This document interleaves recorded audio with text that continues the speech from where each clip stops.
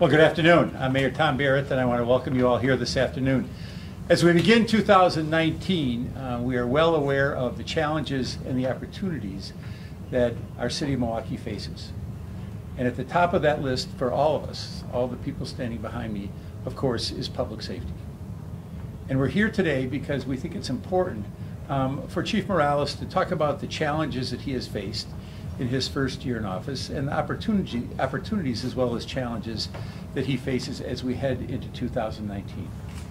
But as we look back at 2018, I want to thank Chief Morales, his staff, our other law enforcement partners, our community partners, our friends at the Milwaukee Fire Department, at the Office of Violence Prevention, but most of all our community members who have stepped forward to make our city a safer city. Chief Morales will go over some of the statistics that are heartening, but I think to a person we all agree that there is more work that needs to be done. There's more work that needs to be done to make this a safer city. There's more work that needs to be done to make this a city where law enforcement and the citizens can work together to achieve our mutual goals of safety and respect. But I think that Chief Morales has certainly hit the ground running. And you'll hear a little bit about some of the challenges that he encountered and the ways that he's addressed those challenges in a way that I think we can all be proud of. So I am pleased to have spent the last 11 months working with Chief Morales, and I look forward to working with him for a long period in the future. Please join me in welcoming Chief Morales. Chief. Thank you.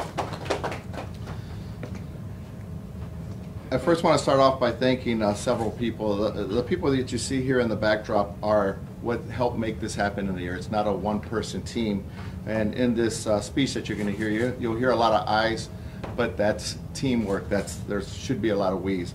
I'm going to start off by thanking Regina Howard, who helped me prepare for this, the data that I'm going to share with you. Director Howard is in the background, but she did an awesome amount of work in keeping us focused in 2018, and she will continue in 2019 and moving forward and helping us really dissect crime, dissect the data, and really show us how to move forward with our strategies.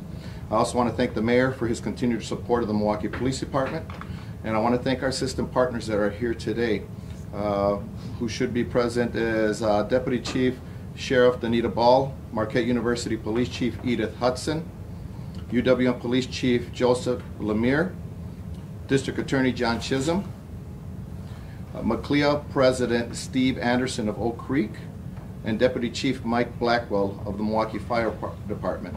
And now when you hear me say system partners, these are the system partners that I often refer to when we talk about working together as a team. I was appointed the Chief of Police for the City of Milwaukee on February 16th of 2018.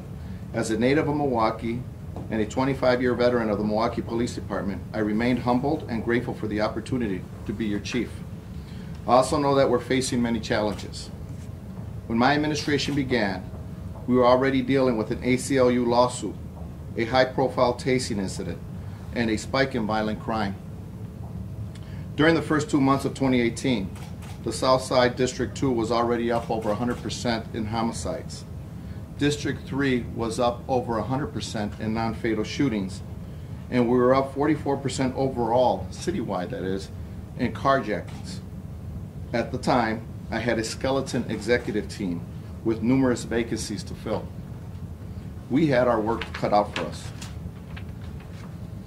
It was time for organizational change, so I reallocated 100 officers to the patrol duties. They work out on the street. I created our shoot review model, where we partner with other law enforcement agencies, state and federal prosecutors, and Department of Corrections to review the individuals involved in homicides and non-fatal shootings to ensure successful apprehension and prosecution of offenders while also focusing on prevention and intervention strategies. We also joined the Suburban Violent Crime Task Force. I also engaged in a multi-pronged reckless driving initiative, including creating a reckless driving task force, adding speed boards throughout the city, implementing a marketing campaign, and participating in an enforcement mission with the Sheriff's Department and the State Patrol, known as the Reckless Driving Reduction Initiative. I created our Special Investigations Division to focus on fugitive apprehension, executing search warrants, and conducting specialized investigations on gun and drug violence. At the district level, I gave our captains autonomy to focus on issues and develop solutions unique to their neighborhoods, including a targeted focus on carjackings. Our officers engaged in exciting new partnerships with neighbors, community organizations, and faith-based organizations to develop synergies that served as a force multipliers in reducing crime and improving police-community relationships.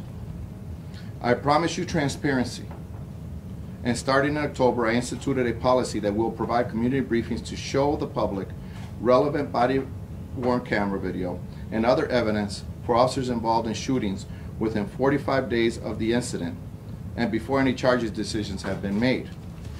Since then, we have released 3 community videos.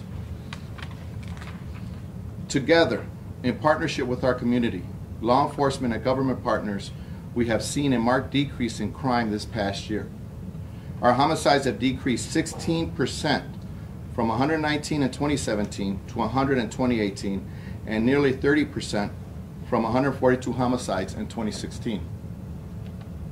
Our non-fatal shootings have dropped 15% from 558 in 2017 to 475 in 2018, and our first time below 500 non-fatal shootings in the last 8 years.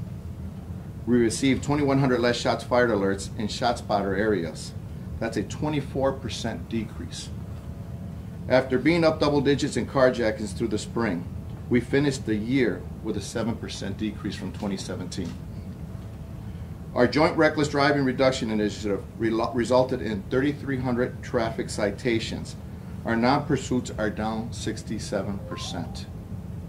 Since its inception in March 2018, our Special Investigations Division has arrested 761 adults, executed 109 search warrants, and seized over $300,000 related to drug activity. It has also recovered over 6,000 grams of heroin, over 1,100 grams of crack cocaine, and over 300 grams of fentanyl. These arrests have led to 357 individuals being criminally charged. Milwaukee is a safer city today than it was at this time last year. And in 2018, we recovered 141 more guns than last year, and the 2,400 evidence guns were recovered were 70 more than the total amount of guns we recovered in all of 2016.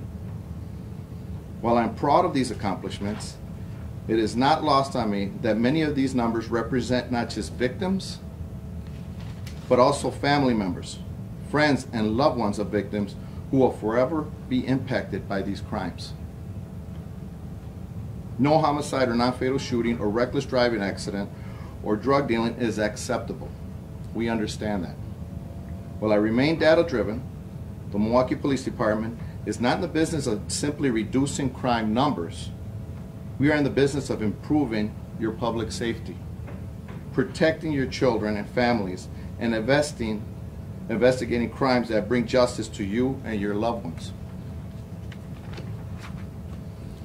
To many department members within the departments within the city, county, state, and federal government that play a major role in limiting crime, thank you.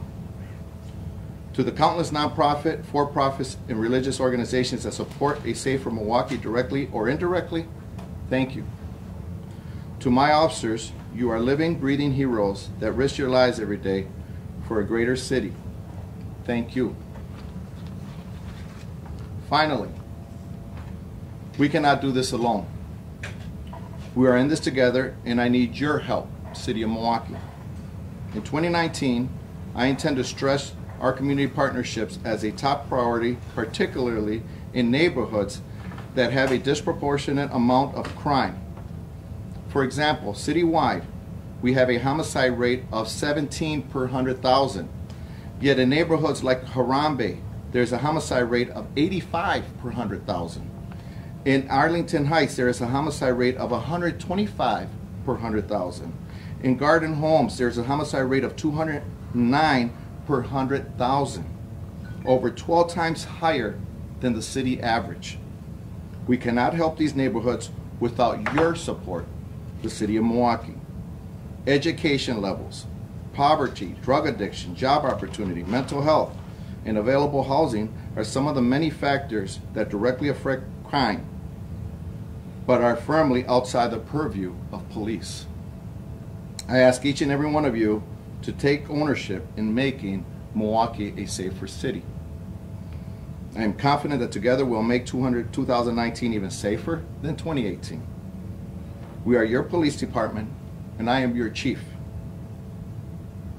I want the Lord to bless you, and I want to wish you a happy new year, and thank you very much. Any questions? Can you talk about I was out in a neighborhood today and someone was saying, I think one of the things we really need to do in 2019 is repair any breaches of trust that have come up in incidences between police and the community. I know you referred to making the body cam video more accessible, whatnot. What would you tell people who are asking that question? That is a constant. There's no reflection to say we are happy where we're at now, but we are a lot better now than we were 10 months ago. It's a constant challenge. As you see, I mentioned certain neighborhoods. That's one where it's not just simply the police helping with police-community relationships. It's other community organizations that are going to have to help us in breaching that gap. And that's why I say we're not in this alone. We have to be in this together. When we mention other organizations, who's going to step up to help us? Those are challenges that are not all police problems. But again, do we want to help that individual that's involved in a homicide now, or do we want to help that individual before they commit that homicide? And usually it's done to a breakdown that occurs in that neighborhood, from family breakdown, family violence, breakdown in the structure, education, economic, things that I mentioned earlier. And that's where other people can help. Chief, when you say, as far as the release of body cam video within 45 days, is that an unrestricted release of all available video, or is it a restricted release of video from certain officers' cameras? No, we will not show all video, as that can be extremely complicated and difficult to do within 45 days. We will, at minimum, try to do a briefing to make sense out of what occurred and understand that the district attorney's office will still have their investigation pending. Now, most often we're going to have the MATE team, the Milwaukee Area Investigative Team, that will still be in their investigation. So it'll be limited, but it's what we can put out. Sorry, does that just include police-involved shootings, or can we expect body camera video from the incident where the child was left in the tow lot overnight? It will be specific to what we want to push towards is critical incidents where a person dies in our custody or attempting to take that person into custody, and non-fatal shooting incidents where the officer shoots. Can we expect video from that incident, though, to be released, and when? I'd have to look into that to get you accurate information. I'm not prepared to discuss that in this conference. Chief, can you explain a little bit more about the shoot review model and why you think it could further reduce fatal and non-fatal shootings? The shoot review model, the reason why I really like that is it's target enforcement, where the entire law enforcement side of things takes a deep dive into the root cause of that shooting.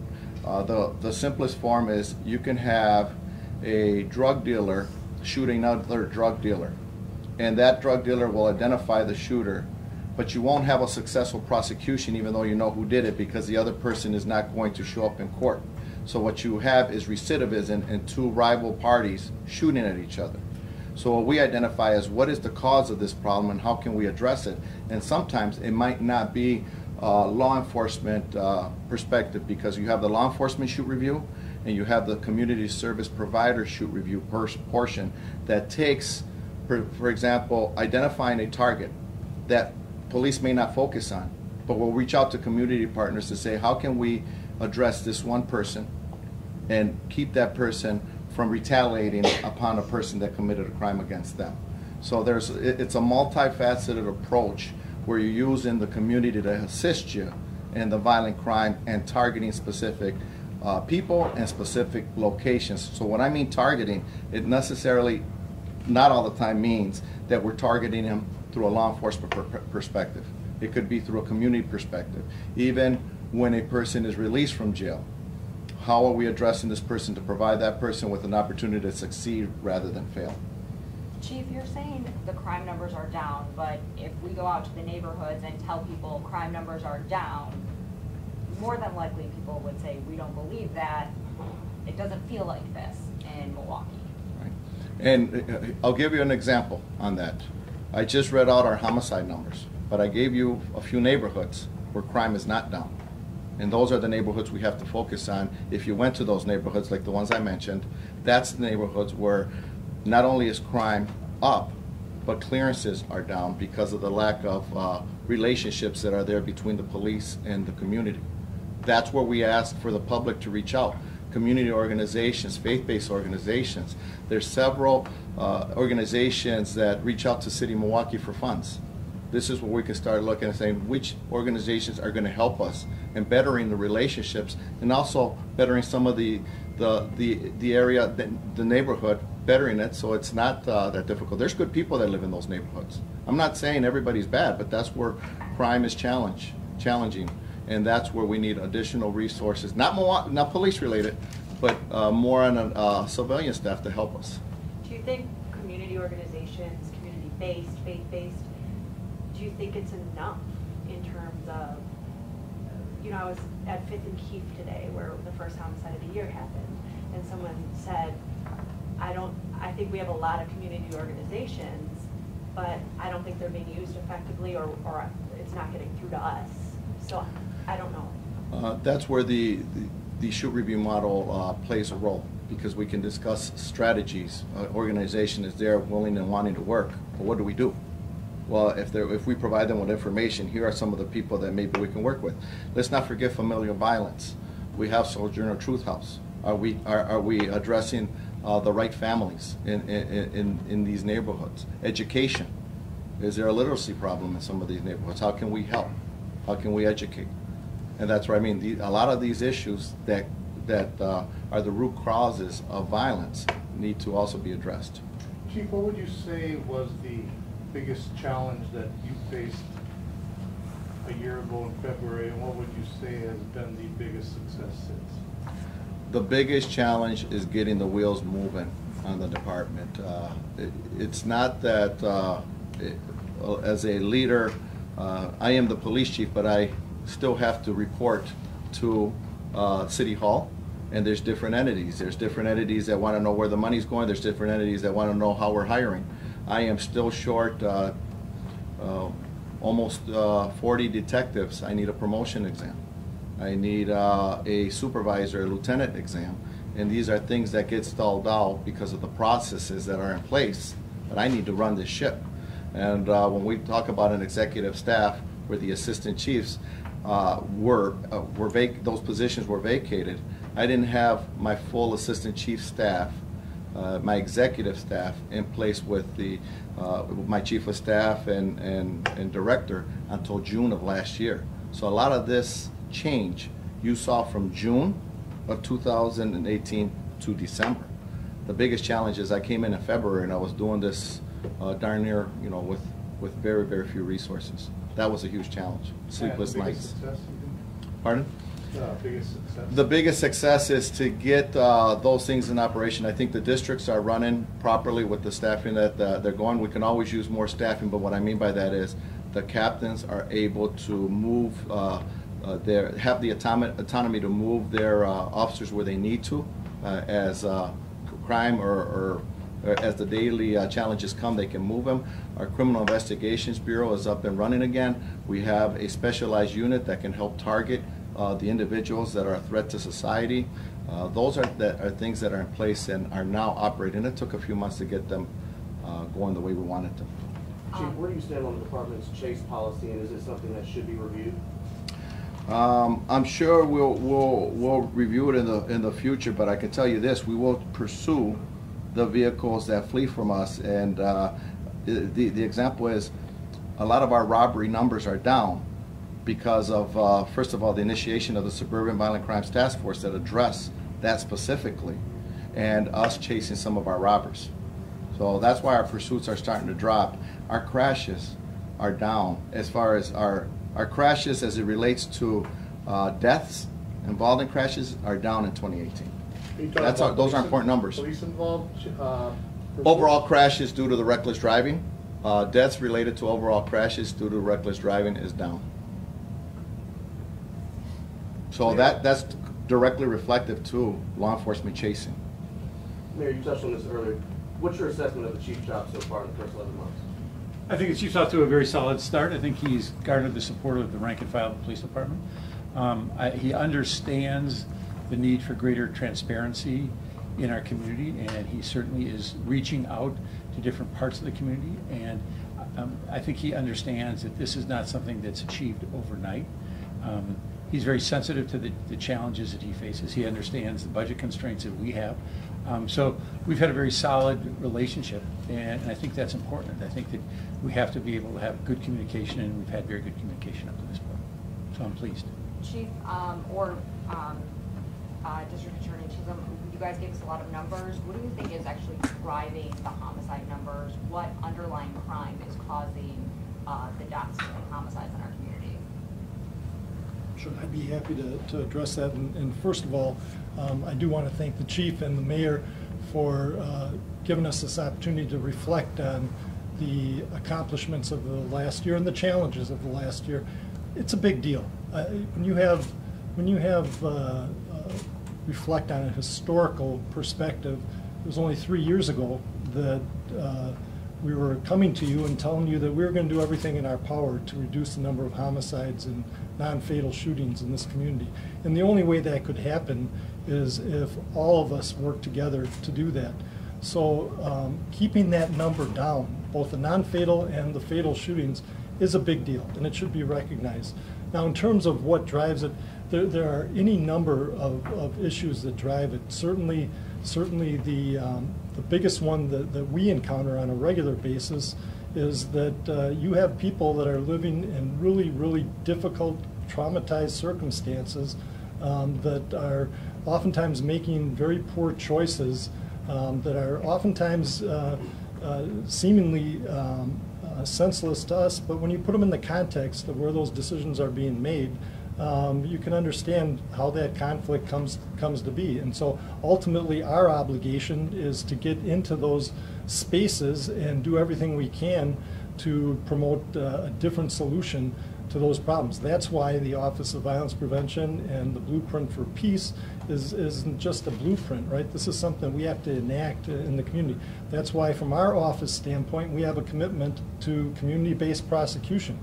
One of the things I'm optimistic about in the next year is that in fact we're going to be able to replace those community prosecutors that were lost in the last 18 months to 2 years, to get those individuals back into the neighborhoods where they can work with the community to solve the problems based on what the community perceives as the problem and to address those longer term issues. But there's no question that, in my view, you have to put the kind of resources in that are needed to first deter these things from occurring in the first place, and then to solve them. That's where credit is deserved here, and that is that we're seeing our clearance rates go up. We're seeing the numbers of cases that we're able to successfully adjudicate go up. And as a consequence, I think that plays into keeping the violent crime numbers down. But there's a whole array of issues that people in the community are faced with. Family violence issues, drug-related issues, and conflict resolution is ultimately the biggest problem, the biggest category of problem that we see with violent crime. Thanks. John, with the incident that happened this week, that third suspect in the New Year's Eve robberies, even though he was not involved in the chase, could he potentially face felony murder charges as a result of the deaths that occurred? I don't know the answer to that right now, so I haven't received the reports on that case yet, so I'm not going to speculate on that. But obviously, the concern that we have is that people are making decisions that have repercussions not just to themselves, but obviously to other members in the community and even to their own family members. You know, having a child lost in an incident like that is a tragedy. It's really unspeakable, and so certainly we're going to take a strong look at all the circumstances surrounding that. Sorry, my question for the chief. You mentioned retaliation. Would you say retaliation is what is part of the issues that are driving our murders this last year? You know, there's a number of things. When we look at root cause, again, if you want to focus on one sole thing, drugs. Drugs is a big is the epicenter of a lot of the problems we have. And along with drugs, then that precipitates a lot of the things that occur from familial violence to argument and fights. Most people are under the influence of something when they get involved in that argument, and they're not thinking rational.